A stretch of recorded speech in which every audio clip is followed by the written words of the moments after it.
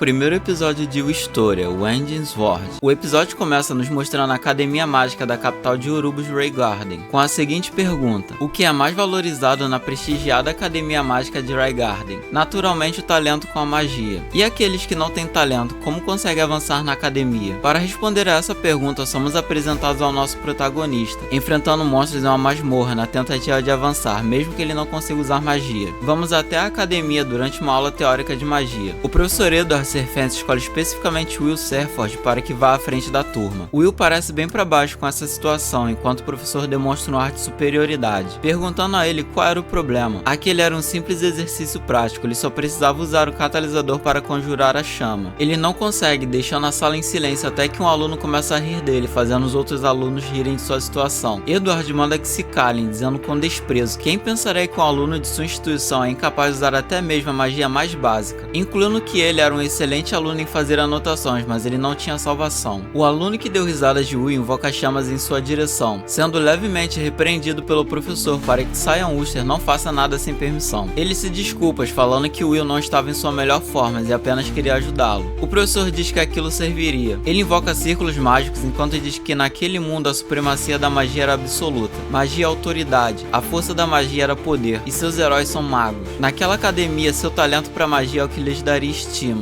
Ele despreza Will, dizendo que um sem talento com apenas conhecimento teórico que não consegue realizar uma única magia era impróprio para permanecer naqueles salões que dão origem aos sábios. Tolos que sonham além do que podem alcançar deveriam se retirar daquela academia. Fora da sala, vemos Sion fazendo bullying com Will, falando que mais uma vez ele mostrou ser inapto, chamando de fracassado. Ele diz que Will entrou novamente na masmorra para matar monstros fracos e ganhar créditos, perguntando se ele não tinha vergonha. Uma aluna aparece, mandando eles pararem com aquilo. Sion começa a dizer a Colette Lore que ele não entende como uma excelente aluna feito ela, que bem nervosa interrompe sua fala, dizendo em sua cara que Will é o mais gentil e que ele se esforça mais do que qualquer um. Então ela não permitiria que insultem seu amigo, deixando Will surpreso e Sion sem reação. Ele fala que apenas bondade e trabalho duro não faz de ninguém um grande mago, dizendo a Will que se tornar um magia vender é um sonho inalcançável, incluindo que gastar tempo com o incapaz era perda de tempo, relembrando das falas de seu professor que ele deveria sair daquela academia. Nos corredores, Colette fala ao Will que não deveria se importar com aquilo, incluindo que há algo de errado com o professor Edward por fazê-lo de chacota daquele jeito. Ele diz estar tudo bem, incluindo ser verdade que não consegue usar magia, deixando Colette preocupada. Ele descontrai o clima, falando que ter uma garota bonita como ela se preocupando com ele o faz se considerar sortudo, deixando ela envergonhada. Colette acha aquilo muito do nada, falando que ele diz essas coisas de vez em quando, perguntando o que ele queria, incluindo que bajulação não o levariam a lugar nenhum, perguntando se ele fala aquilo para qualquer uma. Ele se desculpa, respondendo que desde pequeno foi ensinado a elogiar garotas, mas acrescenta que Colette realmente era bonita, deixando ela ainda mais envergonhada, perdendo a compostura, pedindo que ele pare. Will fica estático olhando algo, ela pergunta o que houve, ele responde que estava apenas pensando em como o dia estava lindo. Ela concorda, incluindo ser uma luz quente, falando que os magos mais poderosos, os Magia Vender, continuam defendendo os céus. Nos é apresentada uma história sobre o passado. As pessoas não sabiam nada sobre o céu e estavam presos na escuridão. O mundo foi aterrorizado pelos invasores celestiais até que 5 magos se juntaram contra eles, conseguindo repelir os invasores, trazendo paz àquele mundo. Desde então, o título de Magia Vender vem sendo transmitido apenas aos mais fortes. Todos sonham com isso pelo menos uma vez, a honra em se tornar um mago. Colette pergunta se Will acha que a varinha da donzela de gelo, Albisvina, também está cuidando deles. Ele confirma, incluindo que ela está sentada perto de uma janela olhando naquela direção. Ou ele é evidente ou enxerga de muito longe, porque ela tá mesmo fazendo isso. Ele relembra de sua infância com Albus, conversando sobre o sol e a lua. Ela acreditava que do outro lado do céu existia um lindo pôr do sol, dizendo que se chegar bem perto do céu, no topo da torre, já desde pequena demonstrando sua grande vontade de chegar até lá, ela fala que se eles virassem Magia Vender, talvez possam ver aquele pôr do sol magnífico que ela tanto sonha. Então Will decide que veriam o pôr do sol juntos, fazendo uma promessa, que ele acreditava ser apenas uma promessa inocente de crianças, porém seu potencial era real. Albus era talentosa, se tornando a mais jovem a receber o título de Magia Vender, partindo para o topo da torre, enquanto ele, sem talento para magia, se considera menos que medíocre, porém incapaz de desistir de sua promessa, ainda lutando para realizar seu sonho de ficar ao seu lado. De volta ao presente, outro professor briga com Will por ter ido à masmorra sozinho sem permissão, perguntando se ele foi até o 7º andar. Ele implora que o professor Orkner o perdoe, aproveitando para perguntar sobre seus créditos. Ele confirma a derrota de um guardião maligno, dando 2 créditos ao Will, deixando ele bem animado. Porém, seu professor parece desapontado, perguntando a ele se ainda não desistiu de se tornar um Magia Vender. Will responde, perguntando se era errado de sua parte. O professor Orkner pede que ele preste atenção, informando que antes de subir à torre, Will precisa avançar avançar para o Instituto Superior. Para isso, ele precisa de escrita, feitiços e praxes. Ele precisa de muitos créditos dessas 3 grades curriculares, porém, como ele não pode usar magia, nunca ganharia créditos com feitiços.